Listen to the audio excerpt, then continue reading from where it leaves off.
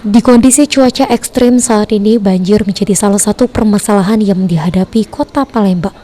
Terlihat pada hari Sabtu kemarin, hujan deras yang mengguyur Palembang lebih dari 4 jam membuat sebagian jalan protokol maupun alternatif serta perumahan penduduk terendam banjir.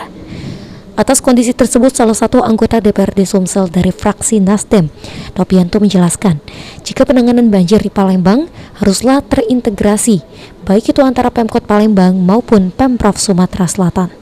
Selain itu, menurut Nopianto, banjir yang terjadi di Palembang disebabkan sejumlah faktor, diantaranya sistem drainase di Palembang yang kurang bagus, lalu kurangnya daerah resapan, sehingga harus ada upaya dari Pemkot Palembang bekerja sama dengan Pemprov Sumsel untuk mengatasi masalah banjir di Kota Palembang. Yang kurang bagus. Yang kedua, seiring dengan kemajuan kota, pesatnya pembangunan ini punya implikasi tempat-tempat yang selama ini menjadi daerah-daerah resapan itu sudah semakin sedikit, gitu kan?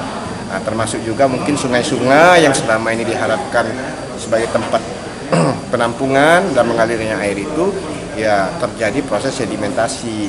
Nah, ini kan harus ada upaya dari pemerintah, ya, kota utamanya dibantu oleh pemerintah provinsi untuk mencarikan solusi yang komprehensif dan terintegrasi.